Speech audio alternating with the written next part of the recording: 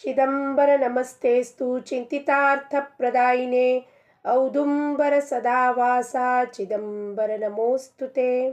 ಗುರುರ್ಬ್ರಹ್ಮ ಗುರುರ್ವಿಷ್ಣು ಗುರುರ್ದೇವೋ ಮಹೇಶ್ವರ ಗುರುರ್ ಸಾಕ್ಷಾತ್ ಪರಬ್ರಹ್ಮ ತಸ್ಮೈ ಶ್ರೀ ಗುರವೇ ನಮಃ.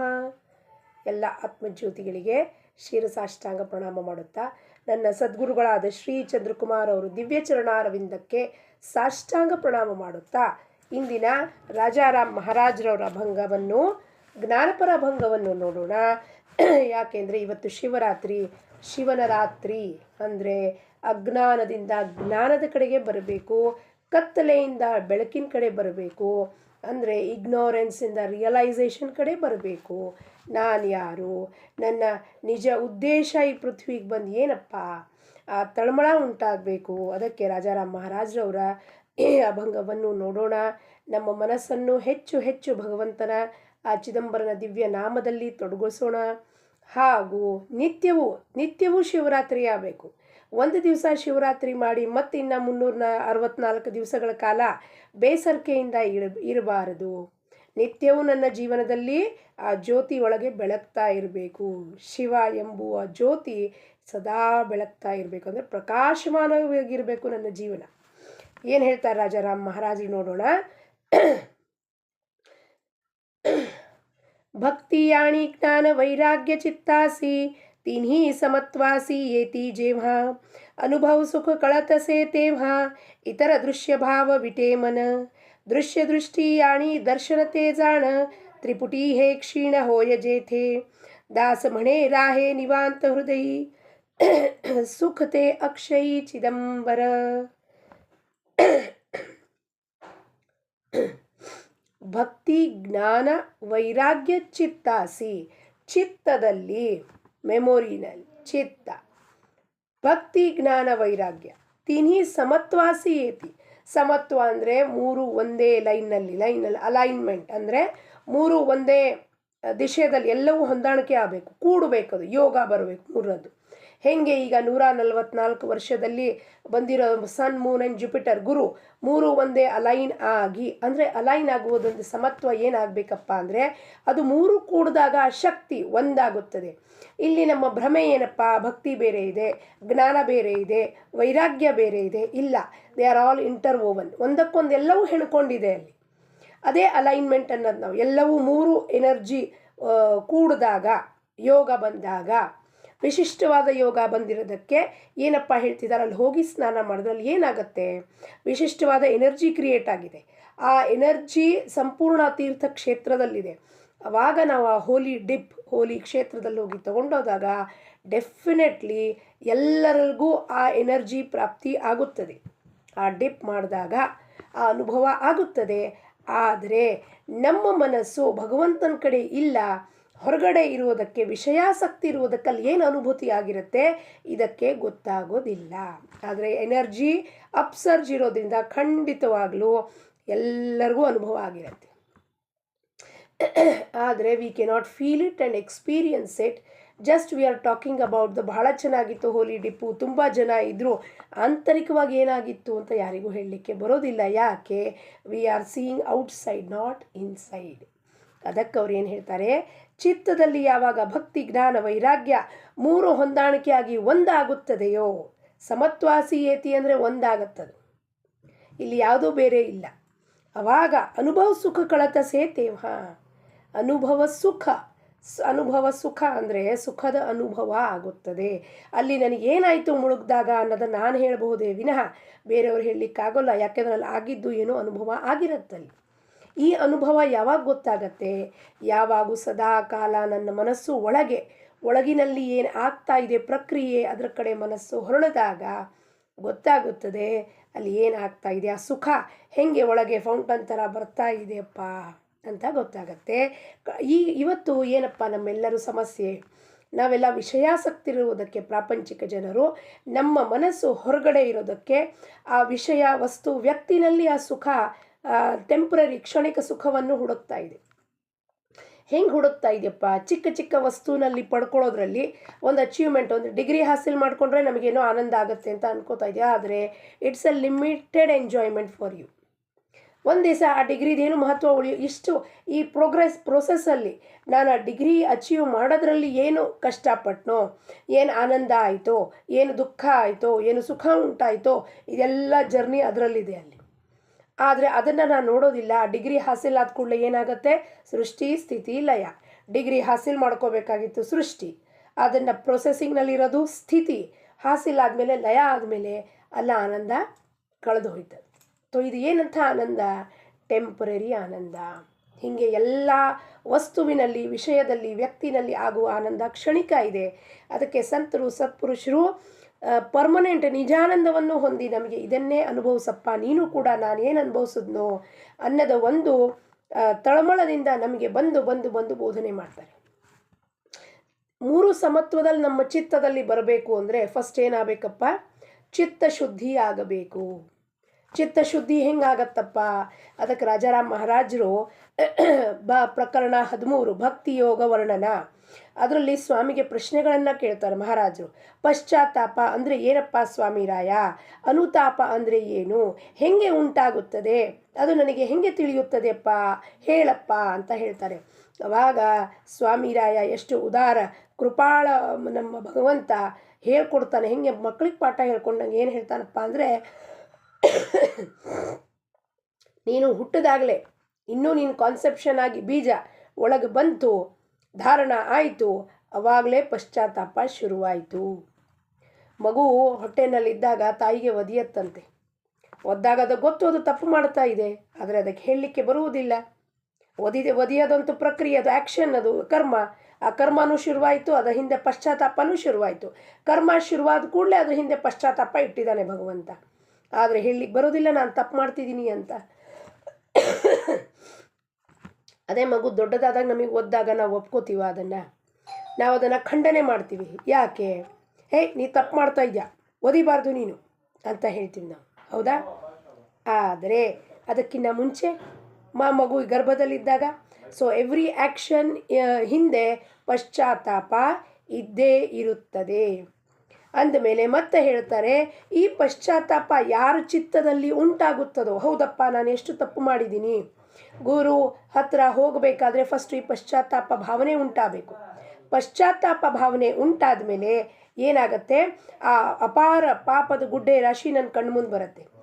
ನಾ ಇಂಥ ಪಾಪಗಳನ್ನು ಮಾಡಿದ್ದೀನೇನಪ್ಪ. ಆ ವಿಚಾರ ಮಾಡಿದಾಗ ನನ್ನ ಮನಸ್ಸು ಖಿನ್ನ ಆಗುತ್ತೆ. ಅಯ್ಯೋ, ಇಷ್ಟೊಂದೆಲ್ಲ ಪಾಪದ ಗುಡ್ಡೆ ರಾಶಿ ಮಾಡಿ ನಾನು ಹೆಂಗೆ ಹೋಗಲಿಕ್ಕೆ ಸಾಧ್ಯತೆ ಇದೆ ಅಂತ ಅಂದ್ಬಿಟ್ಟು ಪುನಃ ಪ್ರಶ್ನೆ ಕೇಳಿದಾಗ ಅನುತಾಪ ಅಂದರೆ ಏನು? ಅನುತಾಪ, ಅನು ಅಂದರೆ ಪುನಃ ಪುನಃ, going back and back again. For what? Remembering my mistakes. ನಾನು ಮಾಡಿದ್ದು ಪಾಸ್ಟ್ ಮಿಸ್ಟೇಕ್ಸು ಈ ಜನ್ಮಖಂಡದಲ್ಲೇ ಅಲ್ಲ, ಇದು ಗೋಚರ ಆಗೋದು ಇಲ್ಲಿ ನಾನು ಮಿಸ್ಟೇಕ್ಸ್ ಮಾಡಿರೋದು. But lots and lots of ಕರ್ಮಾನ ಮಾಡೀನಿ, ಯಾವ್ದು ನನಗೆ ಗೋಚರ ಆಗ್ತಾ ಇಲ್ಲ. ಅದನ್ನು ಸ್ಮರಣೆ ಮಾಡಿಕೊಂಡು ಏನು ಪಶ್ಚಾತ್ತಾಪ ಉಂಟಾಗುತ್ತೋ, ಸಾರಿ ಫೀಲಿಂಗ್ ಬರುತ್ತೋ ನನಗೆ, ಅದಕ್ಕೆ ಅನುತಾಪ ಅಂತಾರೆ. ಯಾಕೆ ಅನುತಾಪ ಆಗ್ತಿದೆ? ಈಗ ನನ್ನ ಉದ್ಧಾರದ ಸಲುವಾಗಿ ನನಗೆ ಅನುತಾಪ ಆಗ್ತಿದೆ, ಬೇರೆ ಯಾವ ವಿಷಯಕ್ಕೂ ನನಗೆ ಅನುತಾಪ ಆಗ್ತಿಲ್ಲ. ಭಗವಂತನನ್ನು ಮರೆತು ಬಿಟ್ಟು ನಾನು ಈ ಜೀವನ ಕಾಲಖಂಡವನ್ನು ಹಾಳು ಮಾಡಿಕೊಂಡೆ. ಎಷ್ಟೊಂದು ಜನ್ಮಾಂತರಗಳನ್ನು ಹಾಳು ಮಾಡ್ಕೊಂಡು ನಾನು ಏನು ಮಾಡ್ತಾ ಇದ್ದೀನಪ್ಪ, ನಾನು ನನ್ನ ಉದ್ಧಾರಕ್ಕಾಗೋಸ್ಕರ ಆ ತಳಮಳ ಉಂಟಾಗುತ್ತೆ. ಅವಾಗ ಪಶ್ಚಾತ್ತಾಪ ಭಾವನೆ ಆದರೆ ನಮಗೆ ತಳಮಳ ಉಂಟಾಗುತ್ತೆ. ಆ ತಳಮಳದಿಂದ ಏನಾಗುತ್ತೆ? ಸದ್ಗುರು ಹತ್ರ ಹೋಗುವ ಒಂದು ಆಸಕ್ತಿ ಉಂಟಾಗುತ್ತೆ. ತಳಮಳನೇ ಇಲ್ಲ ಅಂದರೆ ಸದ್ಗುರು ಹತ್ರ ಯಾಕೆ ಹೋಗ್ತಿದ್ದಾರ್ರಿ? ನಾನು ಯಾರಪ್ಪ, ನನಗೇನು ಬೇಕು, ಏನು ಬೇಡಿಕೆ ಇದೆ, ಇದೇನು ತಳಮಳ ಆಗ್ತಿದೆ, ಇದು ಯಾಕೆ ಹಿಂಗೆ ಭಾವನೆ ಬರ್ತಾ ಇದೆ ಅಂತ ಉತ್ತರ ಸಿಗಲಿಕ್ಕೆ ಅವಾಗ ಸದ್ಗುರು ಬೇಕಾಗ್ತಾನೆ. ಅಲ್ಲಿ ತನಕ ನಮ್ಮ ಜೀವನದಲ್ಲಿ ಸದ್ಗುರುದ ಅವಶ್ಯಕತೆ ಇರೋದೇ ಇಲ್ಲ ನಮಗೆ. ಪ್ರಪಂಚದಲ್ಲಿ ಏನು ವ್ಯವಹಾರ ಮಾಡ್ತಿದ್ದೀವೋ ಅದರಲ್ಲಿ ಸದ್ಗುರು ಅವಶ್ಯಕತೆ ಎಲ್ಲಿ ಬಂತು? ಆಫೀಸಿಗೆ ಹೋಗ್ತೀವಿ, ಊಟ ಮಾಡ್ತೀವಿ, ತಿಂಡಿ ಮಾಡ್ತೀವಿ, ಆಯಾರಾಮ್ ಗಯಾರಾಮ್ ಥರ ಬದುಕ್ತಾ ಇದ್ದೀವಿ, ಟ್ರಾನ್ಸಾಕ್ಷನ್ಸ್ ಮಾಡ್ತಿದ್ದೀವಿ, ಅಲ್ಲಿ ನಾವು ನಮ್ಮದೇ ಬುದ್ಧಿ ಉಪಯೋಗಿಸ್ತಿದ್ದೀವಿ ಅಂತ ಕಲ್ಪನೆಯಲ್ಲಿ ಬದುಕ್ತಾ ಇರ್ತೀವಿ. ಆದರೆ ಇದನ್ನೆಲ್ಲವೂ ಒಂದು ಸಿಚುವೇಶನ್ ಲೈಫ್ನಲ್ಲಿ ಚೇಂಜ್ ಮಾಡಿದಾಗ ನನಗೆ ಪಶ್ಚಾತ್ತಾಪ ಭಾವನೆ ಉಂಟು, ಭಗವಂತನೇ ಮಾಡ್ತಾನೆ. ಆವಾಗ ನನಗೆ ಗೊತ್ತಾಗುತ್ತೆ ಇದನ್ನು ಹೋಗಿ ಯಾರ ಹತ್ರ ನಾನು ಕೇಳಬೇಕಪ್ಪ ಅಂದಾಗ, ಪಶ್ಚಾತ್ತಾಪ ಆದಾಗ ನಾನು ಸದ್ಗುರುಗಳ ಹತ್ರ ಹೋಗ್ತೀನಿ. ಅದಕ್ಕೆ ನಾವು ಅನುತಾಪ ಅನ್ನುತ್ತೇವೆ. ಅದಕ್ಕೆ ಗುರುಗಳು ಏನಂತಾರಪ್ಪ, ಇವು ಮೂರು ಮೂರು ಸಮತ್ವದಲ್ಲಿ ಯಾವಾಗ ಬರುತ್ತೋ ಆವಾಗ ನಿಜ ಸುಖ ಏನಿದೆ ಗೊತ್ತಾಗತ್ತೆ. ಇತರ ದೃಶ್ಯ ಭಾವ ವಿಟೇಮನ, ಇತರ ದೃಶ್ಯ ಭಾವ ಏನು ಕಾಣಿಸ್ತಾ ಇದೆಯೋ ಜಗತ್ನಲ್ಲಿ ನನಗೆ ಅದ್ರ ಮೇಲೆ ನನಗೆಲ್ಲವೂ ಏನಾಗ್ಬಿಟ್ಟಿದೆ, ಉದಾಸೀನತಾ ಬಂದ್ಬಿಟ್ಟಿದೆ ಈ ಮನಸ್ಸಿಗೆ. ಇಷ್ಟೇನಾ? ಇಷ್ಟೇ ಪ್ರಪಂಚ ಇರೋದು. ಯಾಕೆ? ಈ ಪ್ರಪಂಚವನ್ನು ನಾನು ಈ ಕಣ್ಗಳಿಂದ ನೋಡಿಕೊಂಡು, ಕಣ್ಣಿಂದ ನೋಡಿದ ವಸ್ತು ವಿಷಯ ವ್ಯಕ್ತಿ ಮೇಲೆ ಇದು ಪರ್ಸೀವ್ ಮಾಡ್ತಿದೆ ಮನಸ್ಸು. And it is forming an opinion, judgement ಮಾಡ್ತಿದೆ. ಇವ್ರು ಹಿಂಗಿದ್ದಾರೆ, ಅವ್ರು ಹಿಂಗಿದ್ದಾರೆ, ಅವ್ರು ಹಿಂಗಿದ್ದಾರೆ. ಅಲ್ಲಿ ಏನೂ ಇಲ್ಲ. ನಿಜವಾಗೂ ನೋಡಬೇಕಂದ್ರೆ ಅಲ್ಲಿ ಏನೂ ಇಲ್ಲ. ಅಲ್ಲಿ ಮನಸ್ಸು ಒಂದು ಪ್ರೊಜೆಕ್ಷನ್ ಮಾಡ್ತಾ ಇದೆ. ಒಂದು ರೂಪ ಆಕಾರ ನಾಮ ನೋಡೋದು ಕೂಡಲೇ, ಕಣ್ಮುಂದ ವ್ಯಕ್ತಿ ಬಂದ ಕೂಡಲೇ ಅವ್ರ ಬಗ್ಗೆ ನನ್ನ ಮನಸ್ಸಿನಲ್ಲಿ ಒಂದು ವಿಚಾರ ಬರುತ್ತೆ. And that is all coming from the stored memory. ಚಿತ್ತದಿಂದ ಬರ್ತಾ ಇದೆ ಅದು. ಸ್ಟೋರ್ಡ್ ಮೆಮೊರಿನಲ್ಲಿ ಏನೇನು ಉಂಟಿದೆಯೋ ಆ ಮನುಷ್ಯನ ಬಗ್ಗೆ ನನ್ನ ಭಾವನೆಗಳು, ಅದು ಈಗ ವ್ಯಕ್ತಿ ಕಣ್ಣು ಮುಂದೆ ಬಂದು ಕೂಡಲೇ ಎಲ್ಲ ಗೋಚರ ಆಗತ್ತೆ. ಅದರಿಂದ ರಾಗ ದ್ವೇಷ ಮತ್ತೆ. ಸೊ ಇದು ಇಂಪರ್ಮನೆನ್ಸ್. ಪ್ರತಿಯೊಬ್ಬ ವ್ಯಕ್ತಿನೂ ನಾವು ನೋಡುವುದು ನಮ್ಮ ರೀತಿ.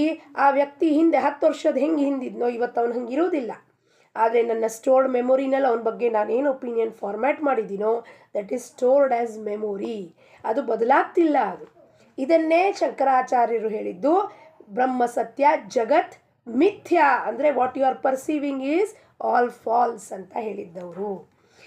ದೃಶ್ಯ ದೃಷ್ಟಿ ಆಣಿ ದರ್ಶನತೆ ಜಾಣ ತ್ರಿಪುಟಿ ಹೇ ಕ್ಷೀಣ ಹೋಯ ಜೇಥೆ. ದೃಶ್ಯ ದೃಷ್ಟಿ ದರ್ಶನ ಮೂರು.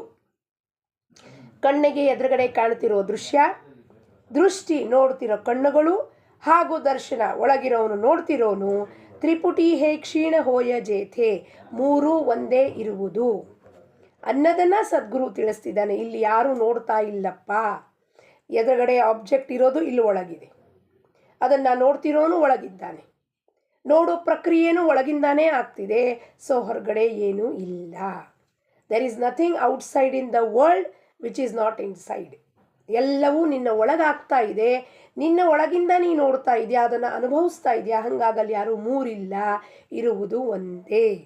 ತ್ರಿಪುಟಿ ಹೇ ಕ್ಷೀಣ ಹೋಯ ಜೇಥೆ. ಎಲ್ಲಿ ತ್ರಿಪುಟಿ ಕ್ಷೀಣ ಆಗತ್ತೋ ಅಂದರೆ ಮೂರು ಒಂದಾಗ 0 ಆಗೋಗತ್ತದು. ಅಲ್ಲಿ ಏನೂ ಇಲ್ಲ. ಅಲ್ಲಿ ಎದುರುಗಡೆ ಇರೋದು ಶುದ್ಧ ಚೈತನ್ಯ. ನಾನು ಯಾರನ್ನು ನೋಡ್ತಾ ಇದ್ದೀನಿ? ನಾನು ರೂಪ ಆಕಾರವನ್ನು ನೋಡ್ತಾ ಇದ್ದೀನಿ. ಹಿಂದ್ಗಡೆ ಯಾವ ಚೈತನ್ಯ ಇದೆಯೋ ಅದು ನನಗೆ ಕಣ್ಣಿಗೆ ಗೋಚರ ಆಗ್ತಿಲ್ಲ. ಅದಕ್ಕೆ ಅಲ್ಲಿ ಸ್ಪ್ಲಿಟ್ ಅಪ್ ಆಗಿದೆ, 3 ಕಾಣಿಸ್ತಿದ್ದ, 3 ಇದೆ ಅಲ್ಲಿ. ದೃಶ್ಯ ದೃಷ್ಟಿ ದರ್ಶನ, ಅದು 3 ಒಂದಾಗೋದ್ರೆ ಏನಾಗತ್ತಲ್ಲಿ ಇರುವುದು ಒಂದೇ. ನಾನು ನನ್ನನ್ನೇ ಅಲ್ಲಿ ನೋಡ್ಕೋತಾ ಇದ್ದೀನಿ. ನಾನು ಹೆಂಗಿದ್ದೀನಿ? ನಿರ್ಗುಣ ನಿರಾಕಾರ ಸಚ್ಚಿದಾನಂದ ಸ್ವರೂಪ, ಅದನ್ನೇ ಅಲ್ಲಿ ನೋಡೋದು. ಆದರೆ ಈ ಸ್ಥಿತಿದಲ್ಲಿ, ನಮ್ಮ ಸ್ಥಿತಿದಲ್ಲಿ ನಮ್ಮ ಮನಸ್ಸು ಅಡ್ಡಿ ಬರೋದ್ರಿಂದ ಎದುರುಗಡೆ ವ್ಯಕ್ತಿ ನನಗೆ ನೇಮ್ ಆ್ಯಂಡ್ ಫಾರ್ಮ್ನಲ್ಲಿ ಕಾಣಿಸ್ತಾ ಇದ್ದಾನೆ, ಅವನಲ್ಲಿರುವ ಚೈತನ್ಯ ನನಗೆ ಕಾಣಿಸ್ತಾ ಇಲ್ಲ. ಈ ತ್ರಿಪುಟಿ ಕ್ಷೀಣ ಆದಾಗ ಮಾತ್ರ ಅದು ಗೋಚರ ಆಗಲಿಕ್ಕೆ ಸಾಧ್ಯತೆ ಉಂಟು. ದಾಸಮಣೆ ರಾಹೇ ನಿವಾಂತ ಹೃದಯಿ ಸುಖತೆ ಅಕ್ಷಯಿ ಚಿದಂಬರೈ. ನಿವಾಂತ ಅಂದರೆ ಇಲ್ಲೆಲ್ಲ ಖಾಲಿ ಆದಮೇಲೆ ಏನಿರುತ್ತಲ್ಲಿ, ಅದೇ ಸ್ಟ್ಯಾಟಿಕ್ ಅಂತೀವಿ ನಾವು ಅದಕ್ಕೆ. ನೋ ಮೂಮೆಂಟ್, ನಿಶ್ಚಲ, ನೋ ಚಲನವಲನ. ಮೂಮೆಂಟ್ ಇಲ್ಲ, ಆಗೋದೇ ಇಲ್ಲ. ಹಂಗಂದರೆ ಅಲ್ಲಿ ಯಾರು ಕೆಲಸ ಮಾಡ್ತಿರ್ತಾನೆ ಅದು ಕೆಲಸ ಮಾಡ್ತಿರತ್ತೆ, ಬರ್ತಿರತ್ತೆ, ಹೋಗ್ತಿರತ್ತೆ ಅಷ್ಟೇ ವಿನಃ ಅಲ್ಲಿ ಇನ್ನೇನು ಇಲ್ಲ. No movement state means no reaction to the outside world. ರಮಣರು ಹೆಂಗೆ ಕೂತಿರ್ತಿದ್ರು ಆ ವಿರೂಪಾಕ್ಷ ಕೇವಲ್ಲಿ ಅಥವಾ ಅವರು ಇದರಲ್ಲಿ ತಿರುವಣ್ಣಾಮಲೈ ಆಶ್ರಮದಲ್ಲಿ, ನೋ ಮೂಮೆಂಟ್ ಸ್ಟೇಟ್. ಅವ್ರಿಗೆ ಅದು ಕಿಚನ್ನಲ್ಲಿ ಕೆಲಸನೂ ಮಾಡ್ತಿದ್ರು, ಎಲ್ಲರಿಗೂ ಭಕ್ತರಿಗೆ ಊಟನೂ ಬಡಿಸ್ತಿದ್ರು. ಬಂದಾಗ ಯಾರೋ ಪ್ರಶ್ನೆ ಕೇಳಿದಾಗ ಅವ್ರಿಗೆ ಉತ್ತರ ಹೇಳ್ತಿದ್ರು. ಅವರಾಗೆ ಹೋಗಿ ಯಾರ್ಯಾರಿಗೂ ಪ್ರಶ್ನೆ ಬರ್ರಿ ನಾ ಹೇಳ್ತೀನಿ ಅಂತ ಹೇಳ್ತಿರ್ಲಿಲ್ಲ. ಯಾರು ಬಂದು ಪ್ರಶ್ನೆ ಕೇಳಿದಾಗ ಅವರಿಗೆ ನೀನು ಯಾರಪ್ಪ, ಹೂ ಆಮ್ ಐ, ನೋಡ್ಕೊ ಹೋಗು ಅಂತ ಹೇಳ್ತಿದ್ರು. ಇಷ್ಟೇ ಹೇಳ್ತಿದ್ರೆ ವಿನಃ ಇನ್ನೇನು ಹೇಳ್ತಿರ್ಲಿಲ್ಲ. ಅವ್ರು ಕೇಳಿದಾಗ ಅವ್ರು ಉತ್ತರ ಕೊಡ್ತಿದ್ರು. ಅಂದರೆ for that purpose mind is used, otherwise there is no mind for that person. ಆ ರೀತಿಯಲ್ಲಿ ಇಲ್ಲಿ ಏನಾಗುತ್ತೆ ನಿವಾಂತ. ಯಾಕೆಂದರೆ ಅಲ್ಲಿ ಯಾವ ಥರವಾದ ಮೂಮೆಂಟ್ ಇಲ್ಲ, ರಿಯಾಕ್ಷನ್ ಇಲ್ಲ. ಅಲ್ಲಿ ಆ ವಿಕಾರಗಳು ಅವಗುಣಗಳು ಎಲ್ಲ ಇರೇಸ್ಡ್ ಔಟ್ ಆಫ್ ಮೆಮೊರಿ ಆದಮೇಲೆ ಇಲ್ಲಿ ಏನು ಉಳಿಯತ್ತಲ್ಲಿ? ಖಾಲಿ ಶೂನ್ಯ. ಅವಾಗ ರಿಯಾಕ್ಷನ್ನೇ ಇಲ್ಲ ಅಂದಮೇಲೆ ಏನಾಗುತ್ತೆ ನಿಮಗೆ? ಅಲ್ಲಿ ನೀವು ಯಾವ ಸ್ಥಿತಿದಲ್ಲಿರ್ತೀರಾ? ಶಿವನ ಸ್ಥಿತಿದಲ್ಲಿರ್ತೀರ. ಶಿವ ಅಂದರೆ ಸ್ಟ್ಯಾಟಿಕ್, ನೋ ಮೂಮೆಂಟ್. ಅವನು ಪ್ರಕೃತಿ, ಶಿವನೊಡನೆ ಶಕ್ತಿ ಯಾರಿದ್ದಾಳೋ ಪ್ರಕೃತಿ, ಶಿವ ಅಂದರೆ ಜ್ಞಾನ. ಆ ಜ್ಞಾನ ಪ್ರಕೃತಿಗೆ ಚಲನವಲನ ಕೊಡೋದು.